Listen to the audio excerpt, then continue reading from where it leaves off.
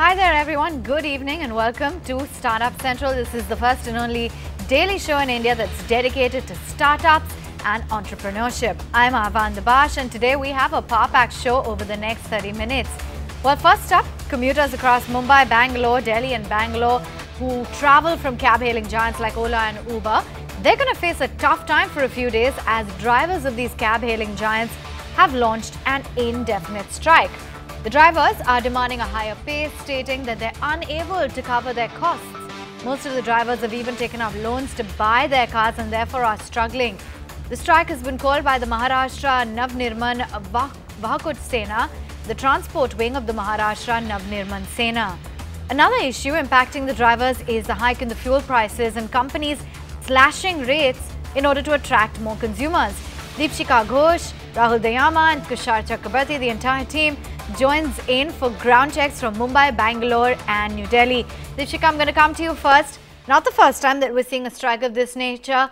How badly is Mumbai hit and what exactly are the demands this time around? Drivers of cab aggregators Ola and Uber here in Mumbai have threatened to go on indefinite strike, and as of 8 a.m. today in this city have turned off their devices as protest to how the company has treated them, or they allege the company has treated them over the past couple of months or so. The drivers are miffed that the company has not paid them as much money was previously promised, and also giving preference to cabs which are belonging to the company as opposed to aggregators. Because of this, sources are now alleging that the aggregator business in Mumbai has gone down by 20%. We have 45,000 cab aggregators in Mumbai alone. Sources are suggesting that cabs that are off the roads in Mumbai, Delhi, as well as Bengaluru and other parts of the country are up to 60,000. Cab aggregators have a long list of demands that they are looking to get before they go back on the roads again. This is an indefinite strike, but let us remember that indefinite strikes that have been called in the past have fizzled out after a few days or so. But for this indefinite strike, they are saying that they are unpleased with the fact that the petrol and diesel portfolios are now being changed to CNG. They're not getting the mileage for their money. It is difficult for Mumbai commuters today as waiting for an Uber or an Ola the waiting time is up to 30 minutes. Getting from one place of the city to another for regular users has become a nightmare. It's very difficult to get around the city because of the high waiting time. And we also see that they have support from other organizations as well, like the Mumbai Taxmen's Union, who have lent their support to this movement as well. The Mumbai police has taken preventive measures in case the matter gets out of hand. 3 MNS men have now been notified under the IPC 149 so that things don't go out of hand, and they will be prosecuted according to the Andheri police if something happens which is unprecedented and illegal in nature. Thanks for that, Deepshika. Meantime, Rahul, let's understand what the situation is in Bangalore. Is it similar to Mumbai where, people are just left high and dry? The Ola-UBER strike hasn't really had a massive impact on Bangalore really. We have it confirmed from the union president here that the drivers of Bangalore are not taking part in the strike. Of course, there have been a lot of incidents today of commuters reporting that the wait time for cabs has gone up for more than 10 to 15 minutes. Well, this may just be because of fewer cabs really being on the streets of Bangalore today. As far as Ola and Uber is concerned, they haven't really addressed this issue right away. Ola has only indicated that the Mumbai police has assured them that they will do all they can to take care, to put the safety of commuters really as a priority. Uber is mum on this matter. But remember, this is not the first time that a strike of this scale is being organized. We've seen several of this really happen in Bangalore last year. Nothing really substantial came out of it. So, for demands like a fixed pay, less focus on company-owned cabs, there's only little that companies will respond to these claims because they will say we are cab aggregators and cannot really give fixed income. It has taken political nature before as well, but we will have to wait and see if this will really have some impact. Ola and Uber right now mum on the issue, and Bangalore not really impacted as much. Thanks very much for giving us a sense of how things are shaping up in Bangalore. So the situation not as adverse as Mumbai. Let's take it across then to find out what the situation is in the national capital. Tushar Chakrabarti joins in. Tushar, give us a ground report. What's the situation like? the drivers of the major cab hailing apps, Ola and Uber, are on a strike from midnight yesterday across the major metro cities such as Bombay, Delhi, Pune, Bangalore. The drivers primarily have been alleging that the costs and the investments that they incurred to drive with such cab-hailing apps are not being met as far as the monthly income that they get out of driving with these companies. The drivers allege that the monthly expected income of 1.5 lakh is nowhere being met driving with these companies, and therefore they are on strike across all major cities. However, as far as a ground impact of the strike in the Delhi NCR region is concerned, there is no significant trouble as far as availability of cabs is concerned. A quick check on the Ola and Uber app suggests that I can get a cab within the next 5 to 6 minutes to take me to my desired destination, and that too without any significant peak price or surcharge. Therefore, the impact as of now seems to be limited. However, this is not the first time that drivers of such cab hailing apps have gone on strike. Remember, they had gone on strike in March 2017 as well in the Delhi NCR region, demanding that the minimum fare per kilometer should be hiked from 6 rupees kilometer to 20 rupees kilometer, along with the demand that the 25% commission that the companies charge should be abolished. So while Delhi is relatively free of this particular strike by the Ola and Uber drivers, remains to be seen how it will be played out in the future and what concessions, if any, do the drivers get this time as far as these two companies go.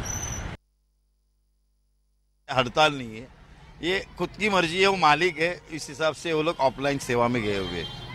इसकी पीछे की कहानी मैंने आप सभी को पता है कि जिनको झूठा सपना दिखा के जिन लोगों को सताया जा रहा है, पहले 1.25 लाख 1 लाख का जो सपना दिखाया, अभी वो 25-30 हज़ार में ना खुद गाड़ी का इंस्टॉलमेंट भर पा रहे हैं, ना घर का खर्चा चला पा रहे हैं। और इसीलिए उन लोगों के साथ हम लोग ने जाने का फैसला किया और उस हिसाब से आज हम लोग ने ऑफलाइन सेवा का धरना रखा हुआ है। मुंबई के सभी रस्तों के ऊपर आज ओला उबेर की सर्विस पूरी बंद है। Okay, on that note, let's take a quick break. Be back with lots more on Startup Central.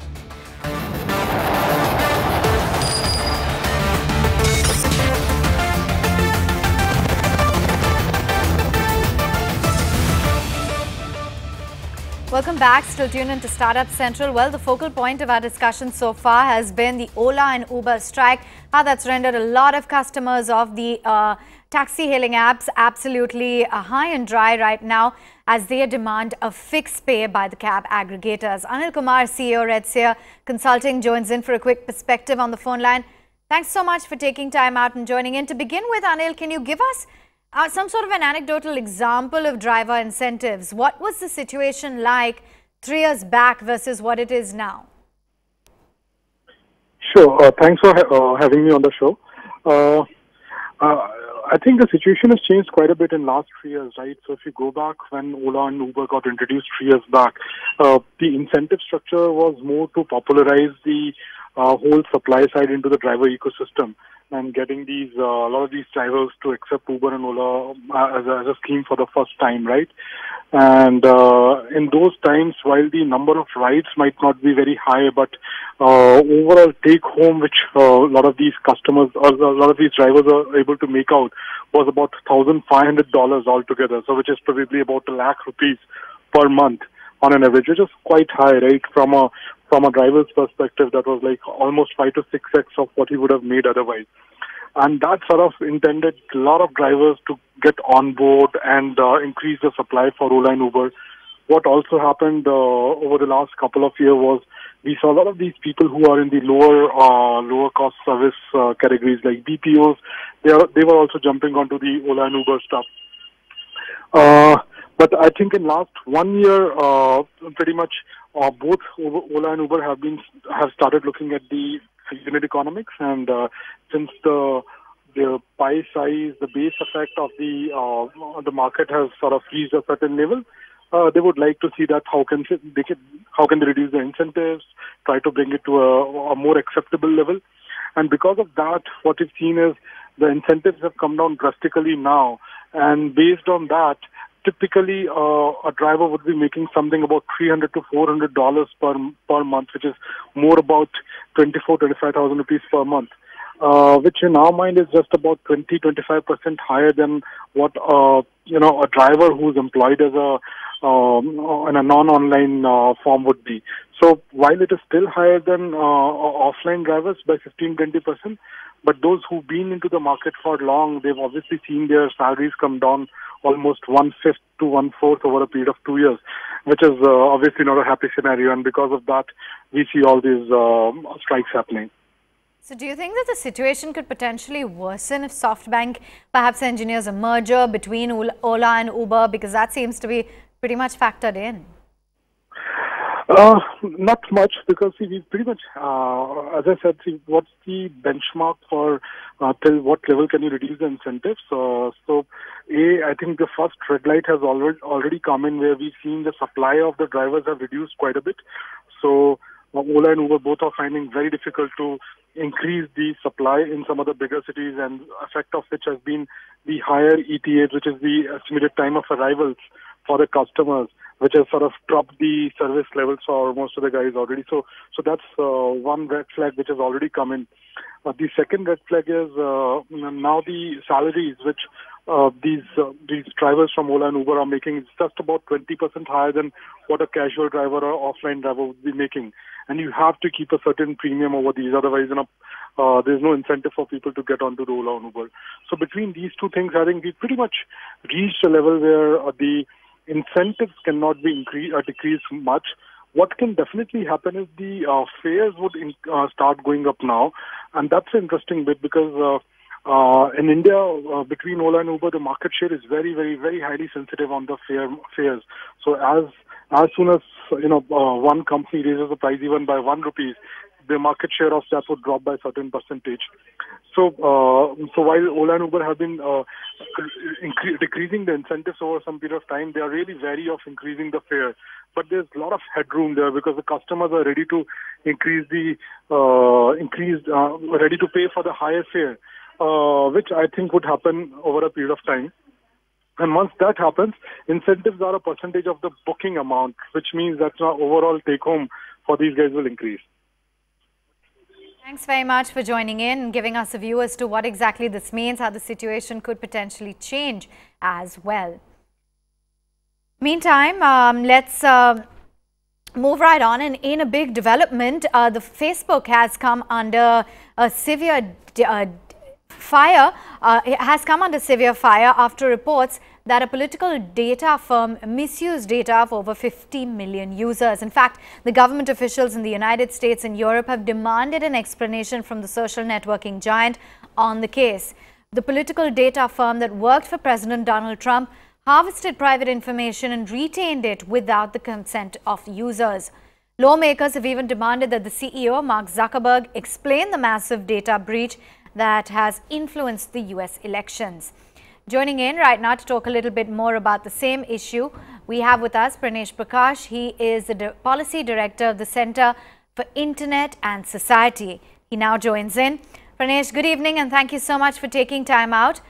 To begin with, what is it that you're making of this kind of an incident? Because today it snowballed quite a bit internationally, and rightly so. And what is your take on the kind of response that Facebook has given? Because they're categorically saying that there have not been any leaks. So there are two parts to this. One is the issue with the data itself, and how an intermediary company for non-commercial purposes was able to get access to data from Facebook users. Let's be clear here. It wasn't directly from Facebook, but from Facebook users, and then pass on that information, according to a report in The Guardian and New York Times, pass on that information to this company called Cambridge Analytica.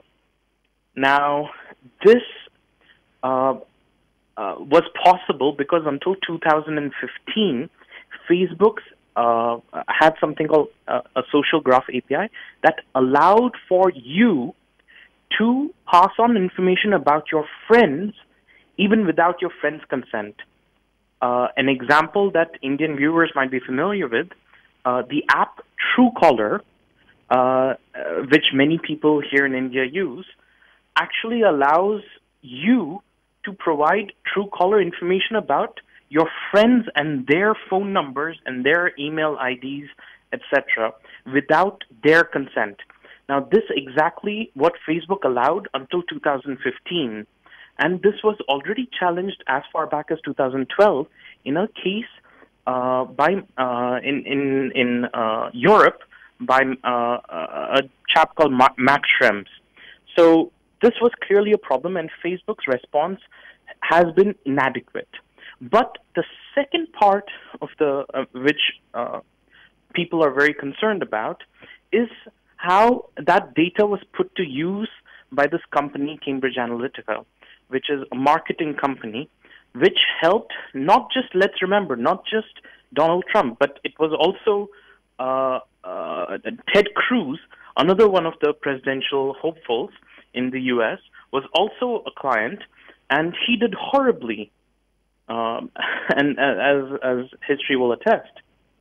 So it's not as though Pranesh, if I could come here, what I understand from you is that you're saying that yes, this has been a leak by Facebook users, but naturally Facebook enabling that, they would be responsible. So in light of that, the fact that you said that this is not the first time that it's happened, how would you assess Facebook's response to the same?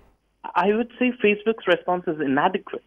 They clearly had a responsible, as I said, in 2015, 2012 itself, this was made, the ability to provide access to your friends' social graphs was made part of a case. But at that time, Facebook said, no, that's fine. And it's only in 2015 that they actually changed this.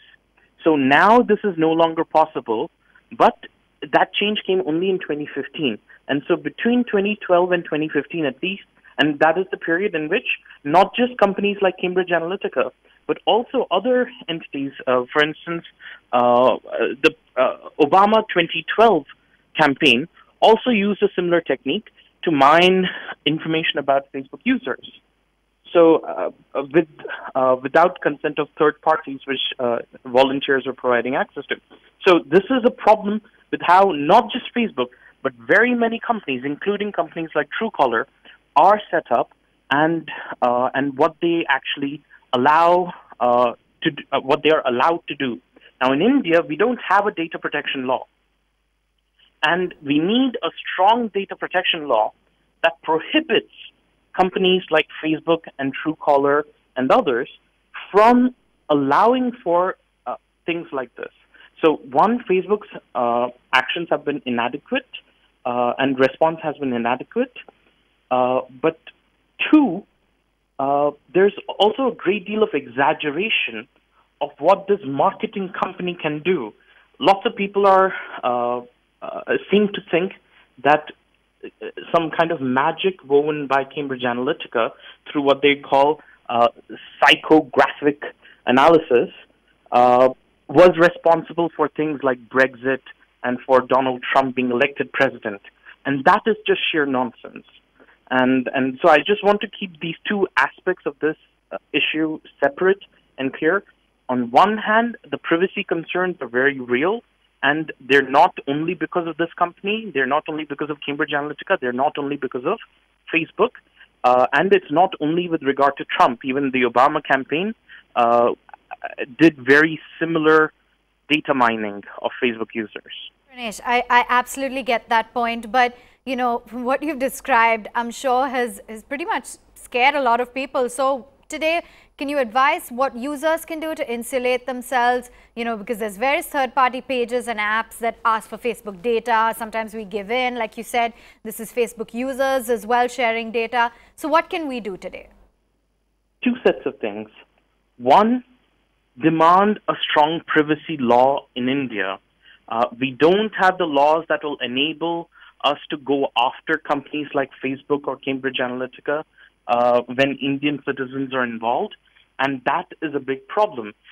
Cambridge Analytica has already performed work for elections here in India. In 2010, Bihar Assembly elections, they were involved. And partners of Cambridge Analytica are operating in India, and they're servicing multiple political parties, including the BJP and the Indian National Congress. So we don't have adequate laws to address this gigantic problem. So we need laws, and what citizens must do is demand strong laws. Second is they need to be aware of the privacy implications of things like Truecaller and of things such as giving access to your Facebook login to third-party apps.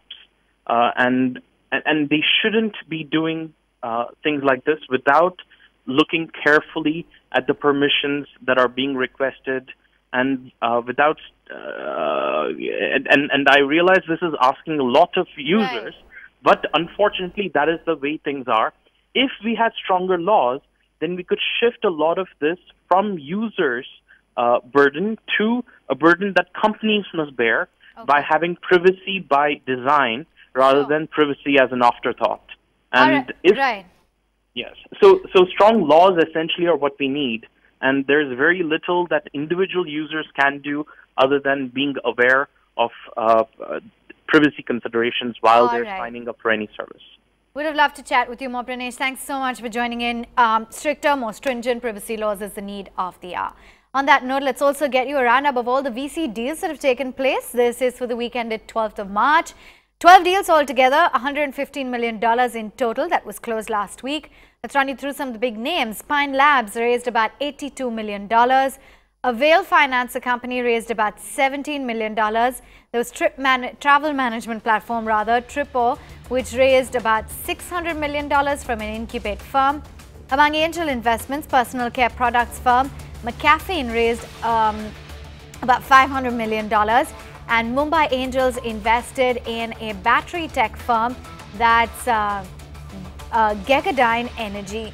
And those were some of the big deals that have taken place. On that note, we'll wrap it up on this leg of Startup Central. Thanks so much for watching. Keep it with ET Now.